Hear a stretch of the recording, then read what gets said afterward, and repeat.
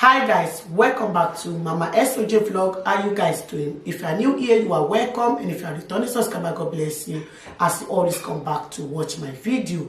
My people not be smart, you know, and I'm not seeing a different news now they land from my table. And as the news they come, that's why they carry and come here to come share and with honor.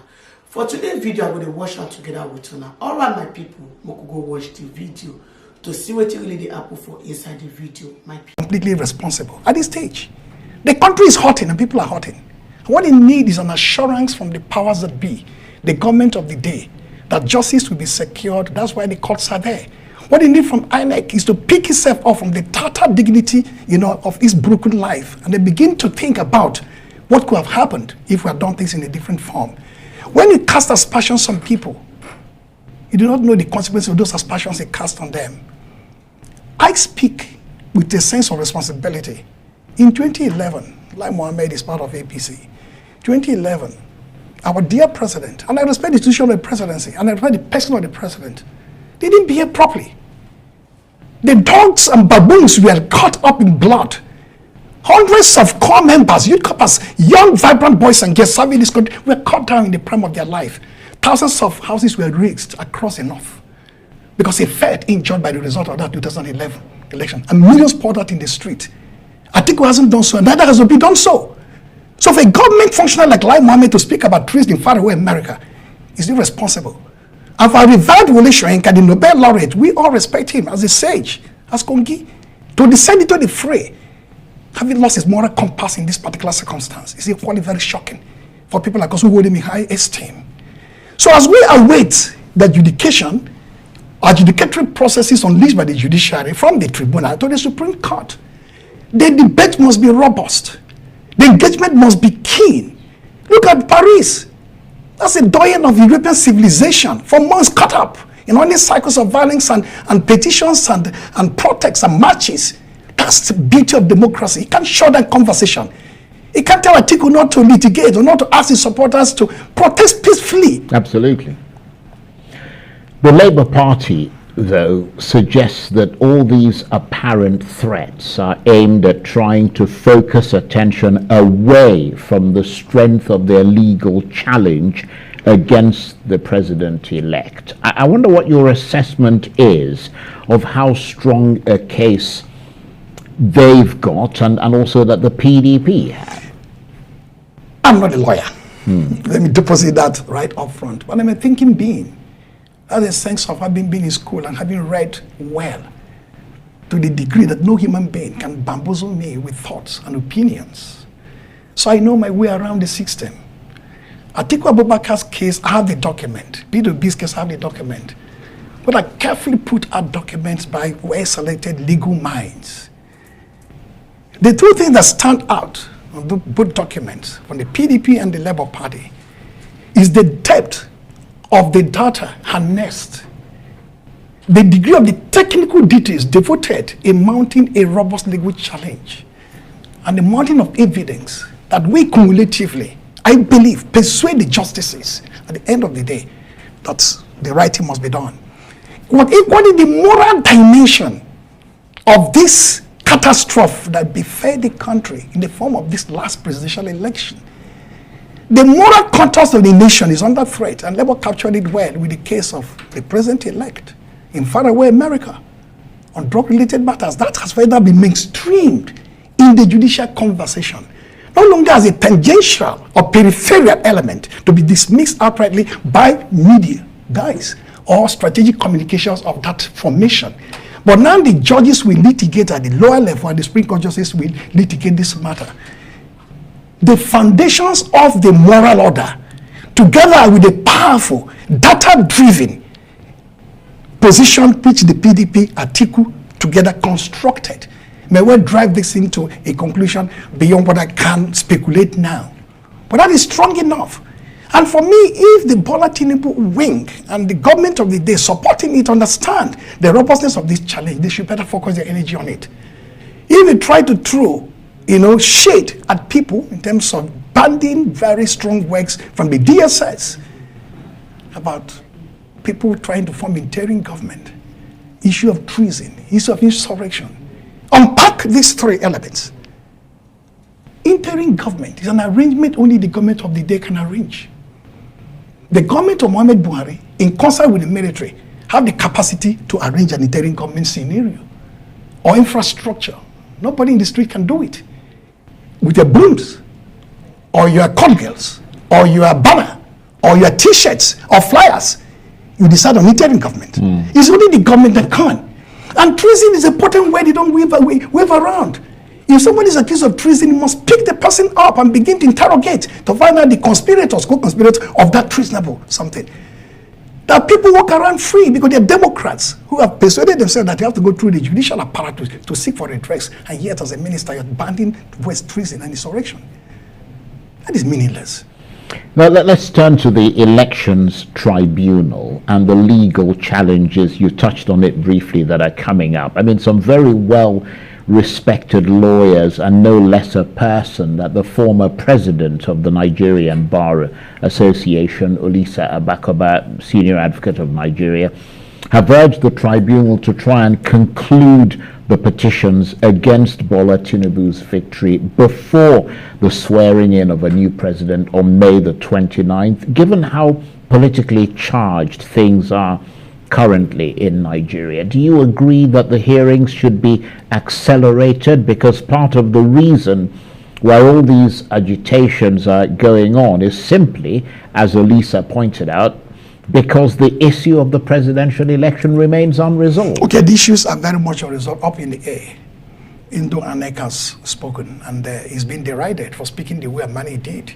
Look at this basic issue of the contradiction of the Inec apparatus, the chairman and the spokespersons. They're talking about the glitches and the difficulty they have to upload this result, which means in spite of their best effort, a transcendent moment occurred, something beyond their control.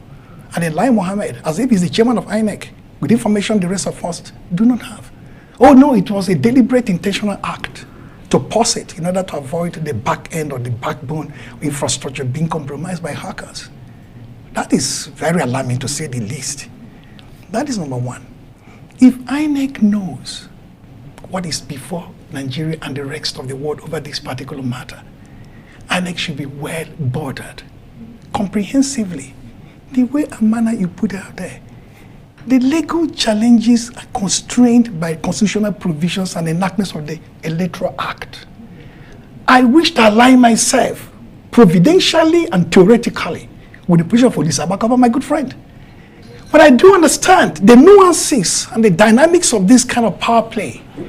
INEC will do everything humanly possible to drag this matter out. And APC will probably do the same.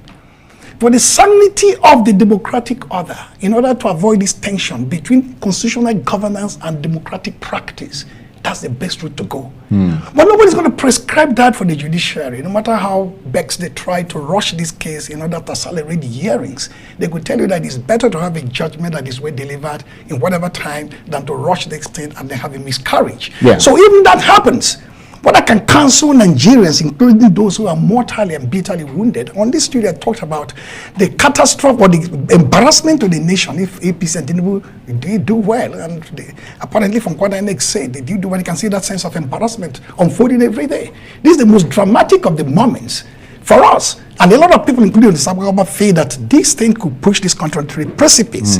And the post-colonial could become institutionally and structurally decomposing.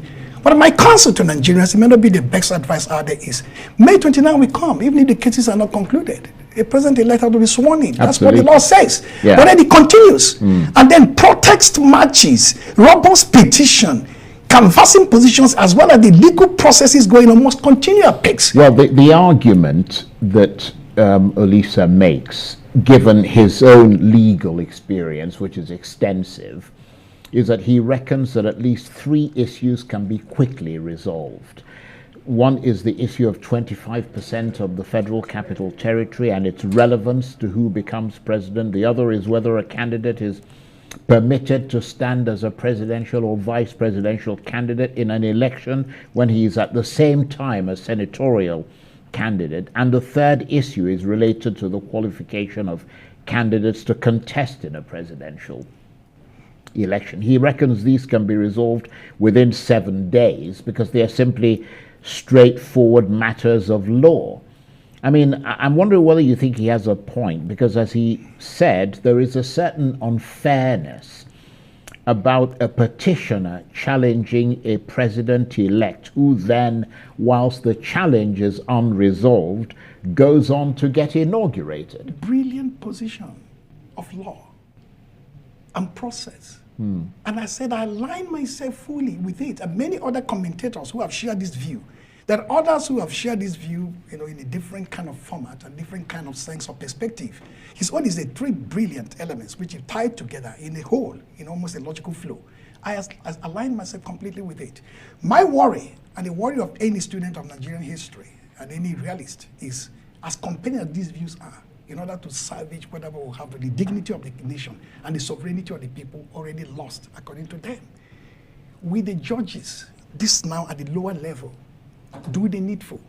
But the problem, I don't know whether we'll decide, tax him on what kind of space he's looking at, the tribunal space and then the Supreme Court space. Assuming the tribunal in less than 2 months weighs on this matter, even in a week or 2 weeks, weighs on this matter and says conclusively, 25% we include the FCT, period. 2, it cannot be a nominee of the party senatorial and be the nominee for vice president, period. 3, there are many impediments to being a candidate, and we take 1 or 2 or 3 and say you are ahead, ensnared by those impediments, can't even start as a candidate. They have a right to go to court, to the next level, appeal to the Supreme Court. They do, yeah. Supreme Court may not rush their matter as the Court of Appeal, and if the matter is not rushed and we say get beyond the 29th of May, the person pronounced by Inec as the president-elect, we say have to be sworn in. No, I agree with that. Closure. No, absolutely. I don't know whether you pressed him on that. I think you're very right. I think his argument is not so much that you could, I mean, you won't stop the process unless there is an absolute, final, conclusive judgment from the Supreme Court. But what he's saying is that it reduces, first of all, the tension in society. Absolutely. Because now you're making decisions on certain things. And clearing those out of the way. And then you leave the other issues, bigger issues, which could go on and on. I understand but that. It kind of levels the playing field a little bit. It does that, and I'm sure the most... And either gives confidence or takes away confidence. The most important lesson... this could be upturned or not. The most important lesson, Charles, we learn from this is we still have to tinker with either the constitutional parameters or in terms of time frame or even the electoral act specifying. If we parties did primaries in May, the previous year, and swearing it will occur May the next year, that's 12 calendar months. You could have a situation where primaries are done in May, concluded by early June, as we had in this instance, and elections could be held in October. If what is election, you have a sufficient 4 or 5 months threshold to complete even the Supreme Court adjudication before the May 29 swearing in. This is a harsh lesson. We never had an election as bitterly contested as this one. Now the election where the issues of insurrection and treason are thrown up casually. We have seen a situation where a Nobel laureate, all of us virtually deify beyond canonization, begins to now have a cloud of doubt before him, losing a moral compass and talking about fascism. That's the most individualistic human being I've ever seen in my life in terms of individuality of the human subject. Shoeke is not bound to anything in terms of guided by individuals or spirits. He's his own being, his own entity, ontologically speaking.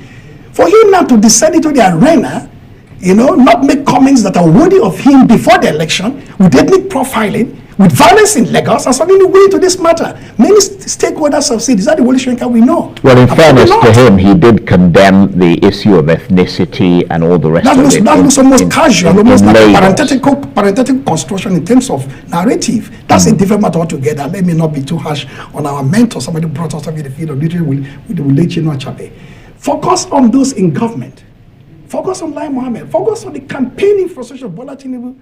Focus on the people who speak for him, who write to NBC, who ask journalists to be sanctioned when they've not even taken power. Nigerians should be alarmed about what is coming before them. That's the real fascism Soyinka should be talking about. A fascism of a president-elect whose own strategic communication team is choking down the life of the media. It's actually telling them to be prepared for having a rough ride that Buhari even never gave them. He treated the media women with contempt and he snubbed them. Okay, that's fine. He didn't care, he didn't bother. These ones are telling you, we're going to match you every inch. The space you created for yourself in the past 8 years, we're going to shrink it. Well, listening to you talk, I'm quaking in my boots at the moment. It's messy. No, I mean, it's not funny. It's not funny. I mean, we'll have to see how it unfolds, because obviously there are constitutional limits to what can be done and what can't be done. But you, of course, let's kind of change direction slightly. You supported the PDP and its candidate Atiku Abubakar in that election. Even not affiliated to the campaign. You made it clear that you were not affiliated. I mean, you're perfectly entitled to support whoever you want. But do you find it a bit odd, to say the least, that the PDP isn't officially saying much during this period of apparent crisis? And Atiku Abubakar as well? My people, now the video now on a new watch finish, so on a see what it happen for inside the video. Alright, my people, I would like to end the video for you. Make una let me know what you all take for the comment section. And if you never subscribe, make una subscribe so that you don't miss any little gist way I upload. On a bye bye till I come will next time. Bye guys, catch my next video. Bye guys.